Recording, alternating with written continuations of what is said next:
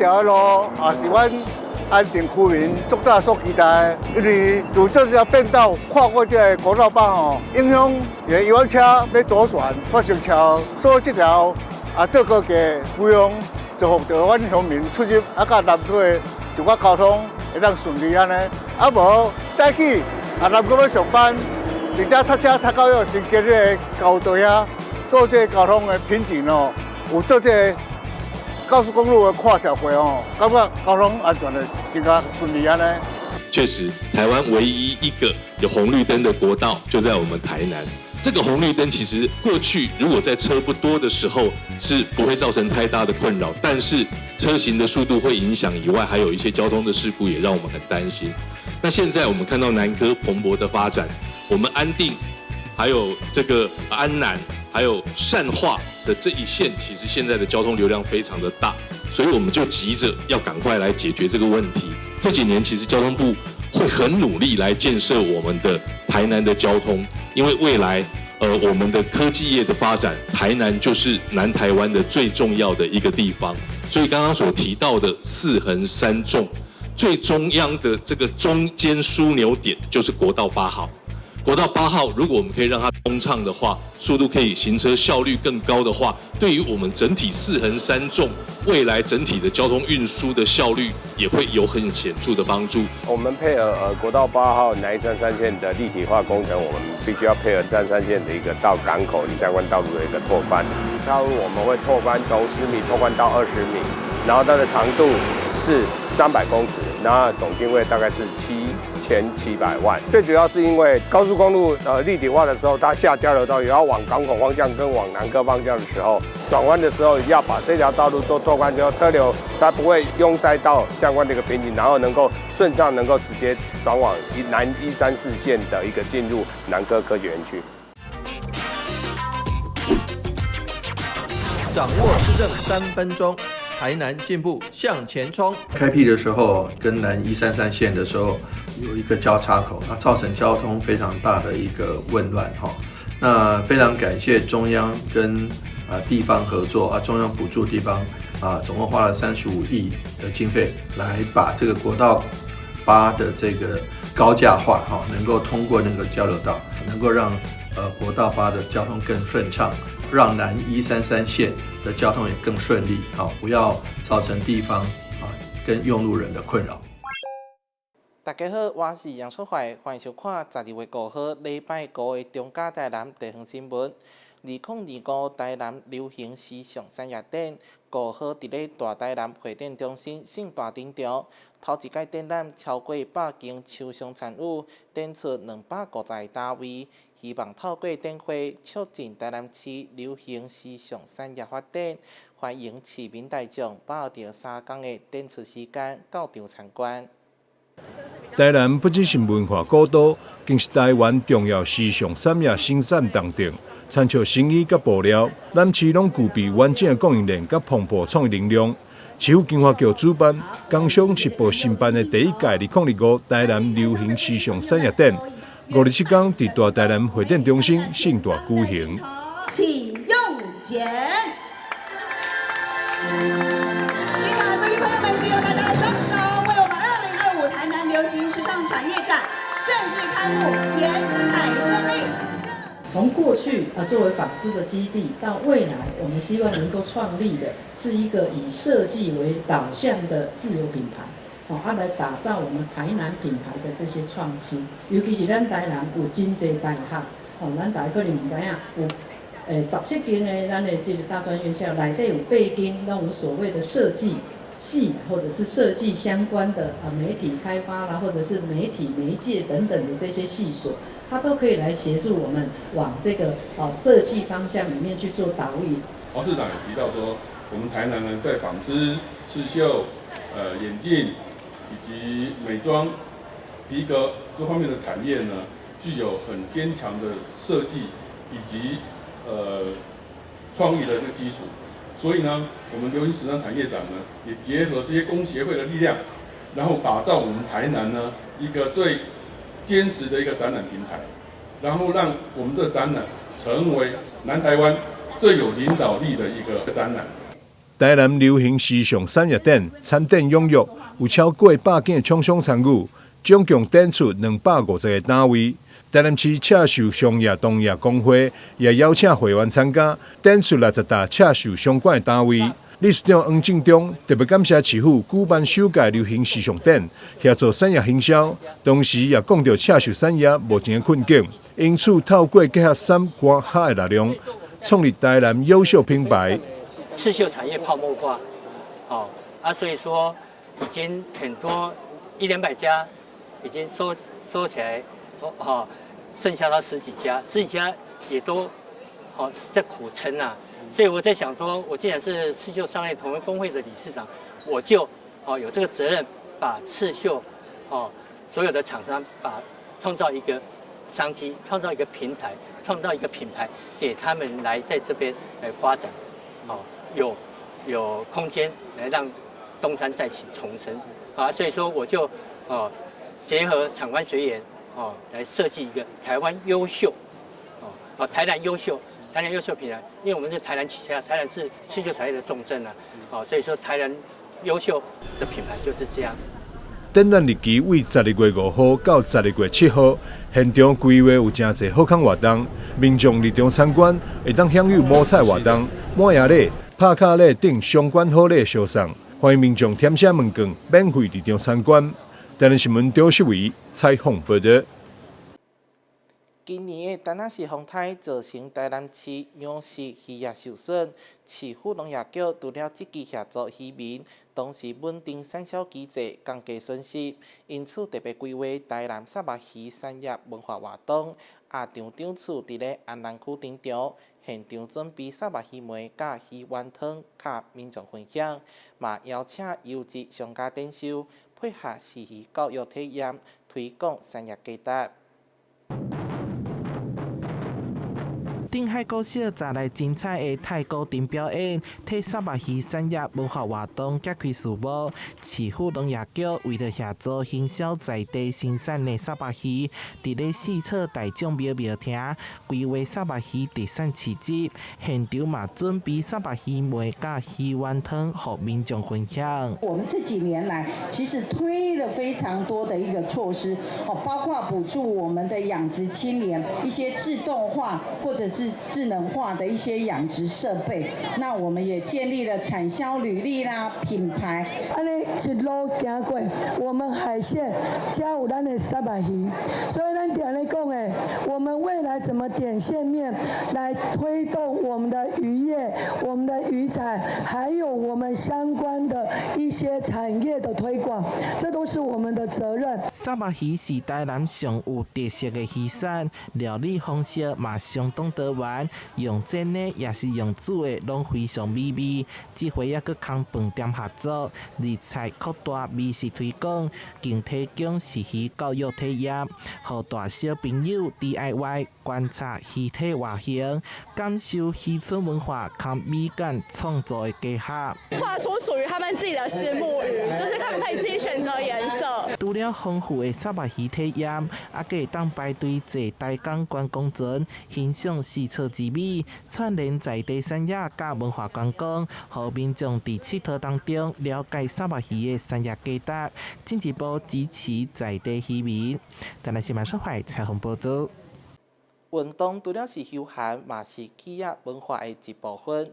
中嘉集团对推广慢跑开始，到办羽毛球比赛，今年底嘛特别举办保龄球比赛，对主管带头到员工自发性参加，希望透过运动带动团队向心力，嘛借着机会，和各部门交流联谊。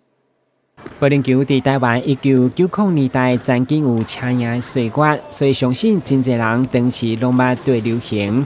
而中嘉集团为了推广运动企业文化，对慢走开始到羽毛球，这回嘛锁定保龄球来筹办比赛，对主管带头到鼓励员工自主参加。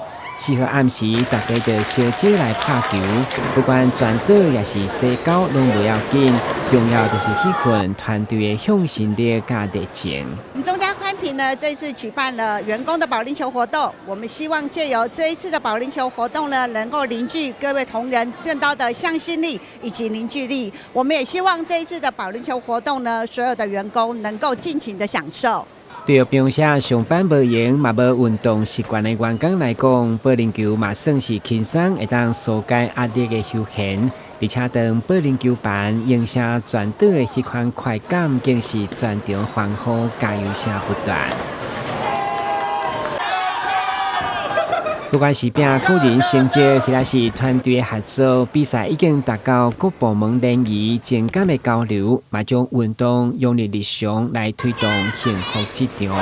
台南新闻阮吉采访报道。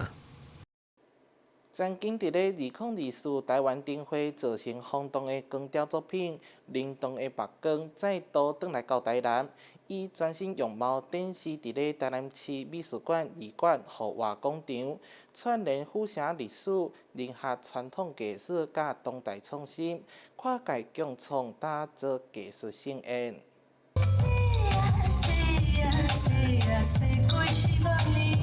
建筑外墙化身巨幅画布，随着光影律动变换，呈现出满满台南味。光雕艺术作品《灵动的目光》再度回归，以全新的样貌在南美2馆限时展演。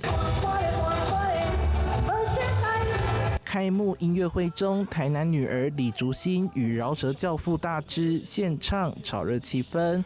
这回延续最台南的光雕精神，结合地方传统技艺与当代艺术，展现众神之都的文化底蕴与未来想象。从音乐到影像，捕捉了台南的灵魂，所呈现的不只是美，而是城市世代累积的生命力。让建筑成为大家共同的情感场域。天坛一路走来，始终相信文化是城市的根。庙宇雕饰、城门技艺、文化图腾逐一浮现。制作团队深入台南庙宇与巷弄，走访城市的文化足迹，把庙宇的国宝级工艺、南管古调以及多元族群文化结合到作品当中。还邀请700位小朋友做凤凰彩绘。这次除了光雕以外，丰富的周边活动以及结合台南市的这个街景、美食、文化，其实是把这件作品跟台南市的气息跟更接地气的一个发表。灵动的目光曾经在2024年台湾灯会中展出，荣获柏林设计奖与日本 Good Design Award 双料国际肯定。2025灵动的目光以光影为笔，描绘台南闪耀的文化之光。记者说海滩的报道。旅游景点、私房秘境、弄底家，特色美食、乐力哉，生活时事抢先报。中嘉新闻周报，深耕在地，放眼全国，掌握最新地方资讯。每周6下午1点，就在高雄都会台。安平国中庆祝50周年校庆，除了有运动大会规划安平囡仔讲台语的创馆、伫高生体验等活动以外，还佫有一项基价教育的新歌展。其中华德工商甲助理时尚美学管理协会嘛合作推出行动科技美容的体验，甲圣诞精油杀蚊的爱心义卖，吸引学生的注目。所有收入将交由教育局的专户来帮助弱势家庭。以海洋国际和国际职工优质学校为号召的安平国中5号热闹庆祝56周年校庆，展现学生青春活力。同时，校方多年来针对3年级学生每周1次的记忆教育课程，更是要试探学生了解自己的兴趣和将来拓展的可能性。所以校庆也邀请华德公家的家政美容、光华高中的设计群、中华医事科大的医护群，以及自办手工饼、爆米花等餐饮来举办体验成果展，场面热烈。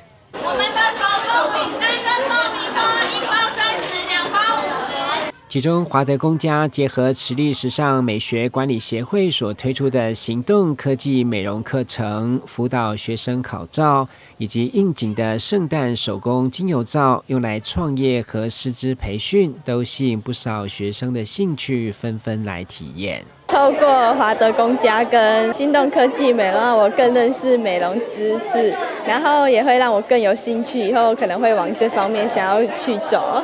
会去教孩子有关美容跟美发的一些相关课程，让他们提早去知道这些课程的一个方向，还有没有兴趣。那过后会对他们在未来发展有多一项的选择。技能的部分，把它结合在一些科技美容，还有我们的精油皂的一个结合，手做的课程。那从他们这些学习过程中有兴趣之后呢，才能去在高中职里面选择他们未来在选择科系的部分的专业技能。所以我们也在这个部分帮学生做一些他们在行动在校庆这个地方来做一些很好的一个体验。安平国中积极推动技职教育，除了在校庆展现体验成果展，同时所有参与的单位也要将收入全数捐给教育局专户，来帮助弱势家庭。是的，感谢我们相关的单位的付出哈。我们今天有很多的义卖，还有我们的一些活动。那这些的我们的收入呢，我们都会归到我们安平国中的教育专户里面。透过台语的闯关，例如孩子用台语去购买东西，然后呢去体验一下台语的教育，然后平常我们都是生根扎根在我们的台语教学上头。所以今天我们的运动会非常的精彩。相信每位学生在实作中探索兴趣、发展专长，无论升学或就业，都有自信和实力走出属于自己的一片天。记者郭文吉台南报道。基隆马东社区的文良休闲农场今年无比过大丰收，对4冬前种下第一丛，产量对3粒成长到今年的300多粒。农场主人李文良坚持无用农药，和无比果健康成长。农场嘛开发出无比果果汁等加工产品，和民众一当四季都能当品尝到无比果的营养。这边也很多棵啊。一颗颗结实累累的木鳖果悬挂藤架，基隆马东社区文良休闲农场今年木鳖果大丰收，产量突破300颗。今年大丰收，大概这一棚长了300多棵，只有施肥除草而已，我们都不撒农药，所以说叶子现在都被虫吃掉。眼前这一棵茂密的木鳖果树，可是历经了4年的扎根与成长。那个就是头了。这是第4年了，长得很快。对，你看它这个根部都跑到这边来，你连根部都这么大了。上面的茎也是跑得很宽，所以说长得很多。这株木鳖果生命力旺盛，园区内还有被鸟传播种子自然生长的植株，不过只开花不结果。只有花苞。只有花苞。这个花苞哈。这个是花苞。这个花苞哈，这个有开花。有开花。这边有开花，但是。有开花，但是没有结果。为了让更多人认识木鳖果，农场也开发出多种食用方式。木鳖果外形独特，果皮可煮茶，果肉适合炖汤。经宝姐反复试验后，成功保留天然风味。里面的籽呢，我要把它那个外膜把它拿掉，外膜拿起来，那个籽拿掉，然后跟着肉下去打汁，然后要过滤，然后再煮好的再加糖。它这个很容易会粘锅，很容易会炒会搭，会粘锅，所以一定要一直在搅拌，一直在搅拌这样子。我们现在的那个木鳖果到现在还非常的多，那个文良休闲农场的还种的特别的多，大丰收。我们马林真的很棒，现在还有木鳖果，还有竹笋。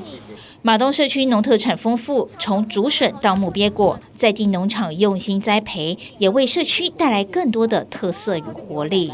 记者蔡小军采访报道。台北市内湖污水处理厂顶悬的内湖休闲运动公园，因为设施老旧，台北市政府开870万全面换新，今嘛已经启用。新波图，台北市内湖休闲运动公园正式启用。台北市副市长李世川与台北市议员吴世正及台北市公务局长黄一平等人共同种下这棵光蜡树，象征内湖休闲运动公园正式启用。这座位于内湖污水处理厂上方的都市绿洲，在20年前由当时担任台北市卫工处长的李世川开全台之先新建完成。20年后故地重游，还获得现场家长与极限运动选手的肯定，李世川感触很深。你一开始是先驱，才后来我就在这里长大，还是被骂过。那时候开幕应该是93年的7月吧，那时候刚做好，当然没有像现在这么设施那么好，刚好在发展那个极限的这个运动。那时候很多年轻人就做个滑板来这里啊，那我就一个礼拜接了好几通这个电话跟信。就告诉我那个家长说，虽然你不要海西因啦，那个小孩子来这里会跌倒啦，会怎么样啦。后来那一天我们前面不是那个越野的那个极限，对，现在爸爸妈妈都陪着小孩子来玩，而且买了，我看那个脚踏车一部都要3万块的那种，所以时代还是在改变，时代还改变。对，那现在来看感触很深。我也没有想说20年后我还会再回来，今天的重新开幕了。好，先过一个卡的栏杆，然后在这个很长的平台，然后一个300多人。在崭新的极限运动场挑战各种高难度动作，有多位选手小时候就曾在这里练习。对于台北市卫工处投注经费，将场地设施提升到国际标准，选手们都非常感谢。这个场地算是台湾比较这个时代啦，也比较符合国际的工法，就是以前的话我们比较多是木板的材质，那当然维护上面会比较辛苦一点。那这一次卫工处算是蛮跟我们强烈的讨论，或者是他希望可以比较有耐用度，跟能不能跟国际的做法比较接近。因为这样子呢，在表面上面的处理已经算是很接近国际了。然后在设计上面当然是有借助建筑师的智慧跟他收集来的资料，然后可以做出有不同的区域，像您后面的10的区域，然后 U 版的区域、跳台的区域，跟最后面是一个蛮完整的碗池区。所以其实要符合现在的比赛，如果说要有10的比赛，或者是碗池的比赛，甚至是 BMX Park 的比赛，都是可以符合到这些群体的使用。所以在练习上面跟竞赛上面都是 OK 的。当年极力争取设置极限运动设施的台北市议员吴世正也很肯定台北市政府的远见，让我国极限运动选手有机会在国际上发光发热。在20年前引进极限运动场，那几年前呢，他们说运动场开始有点坏了，要补救一下，要精进一下。那我又来会勘了啊，又跟他们家长们，还有我们极限运动的这个教练老师们代表又来这边做了会勘，啊，进一步的要求提升，啊，但是真的非常感谢副市长、局长、处长们，哦，当时我没有要求这么多了，哈，但是更进一步提升，这个就是啊，我们市政府为民服务啊，进一步提升的最好的体验。除了极限运动场，这一次内湖休闲运动公园优化项目还包括清凉消暑的戏水池及沙坑区、共融式游乐场及亲子游戏区，还有四季花海等。全龄式的设计就是希望不管是亲子家庭、青少年还是银发族群，都能在这里享受多元活动的乐趣。那所谓全龄化，就要适合不同年龄层的市民朋友，对，从0到99岁，包含我们有提供有设一个小朋友可以玩的这个沙坑，还有戏水池，还有共融式的游戏器具，还有挑战的关卡。最重要的是有个特别的这个极限运动挑战场，这个是符合国际标准的场域。另外还有一个小型的攀石场，可以给小朋友可以做初学者来做利用。最后一个就是给那个比较大的朋友有个体健设施的挑战区域。然后最后就是我们比较年长的那个市民朋友可以到这边有个散步的花海区，所以就有这几个特殊的特色提供给市民优质休憩的场所。台北市公务局长黄一平表示，园区不仅提供多元运动与游憩设施，更强调绿人及减碳理念，导入太阳能板、小型风力及水力发电设备，同时运用污水处理厂再生水，打造示范生态池，希望让再生能源与环境教育能够融入市民日常生活。对此，李世川也建议，可以再增添与污水处理教育有关的互动式设备，更能吸引家长带着孩子前来，真正发挥寓教于乐的目标。运动作业好不好玩？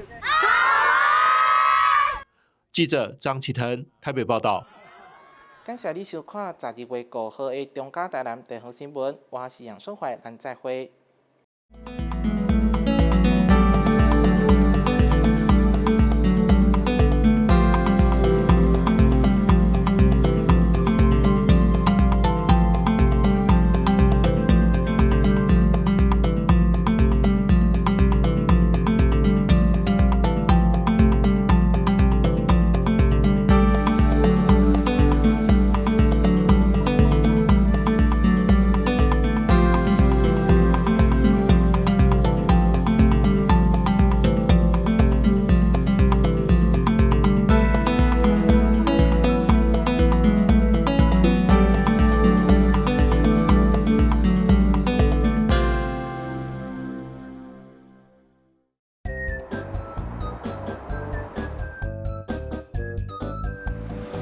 汽机车行经路口，请放慢车速，注意周围人车，并礼让行人优先通过，避免转弯死角。记得到路中心点再转哦。小心，行人也要遵守交通规则哦，请依照交通号志指示，走在行人穿越道上，专心快步通过，并随时注意车辆的动态，在安全处所等待，确认绿灯秒数足够再过马路哦。车辆慢慢停，行人安全行。内政部警政署关心您。以后你们想做什么工作啊？我想当建筑师，盖很厉害的房子。我要当少年股神，投资赚很多钱。啊！少年股神？真的啦！这个群组里面大家都说老师报的名牌很准，稳赚不赔。这么夸张？一定是诈骗！政府及柜买中心一直在宣导，不要加入陌生群组，不要随便相信名牌，稳赚不赔都是骗人的。你们知道吗？台湾即将迎来新的里程碑，是什么？是什么？这件事和你们都有关系，就是民法成年年龄修正了。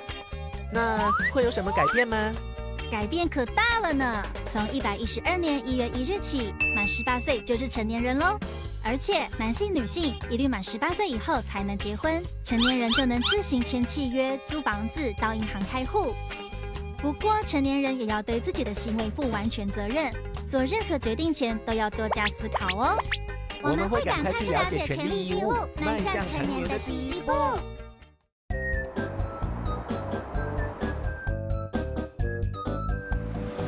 汽机车行经路口，请放慢车速，注意周围人车，并礼让行人优先通过，避免转弯死角。记得到路中心点再转哦。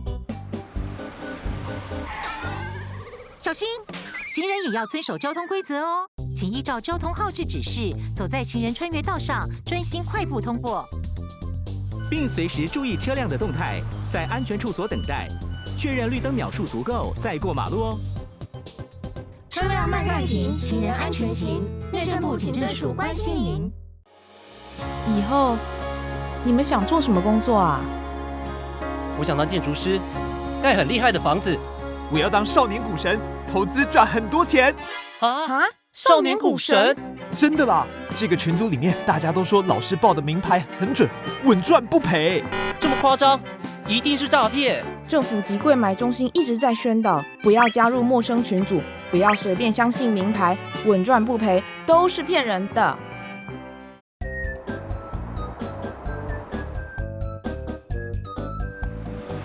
汽机车行经路口，请放慢车速，注意周围人车，并礼让行人优先通过，避免转弯死角，记得到路中心点再转哦。小心，行人也要遵守交通规则哦，请依照交通号志指示，走在行人穿越道上，专心快步通过，并随时注意车辆的动态，在安全处所等待，确认绿灯秒数足够再过马路哦。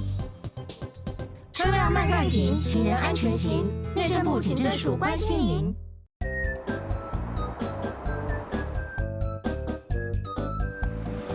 汽机车行经路口，请放慢车速，注意周围人车，并礼让行人优先通过，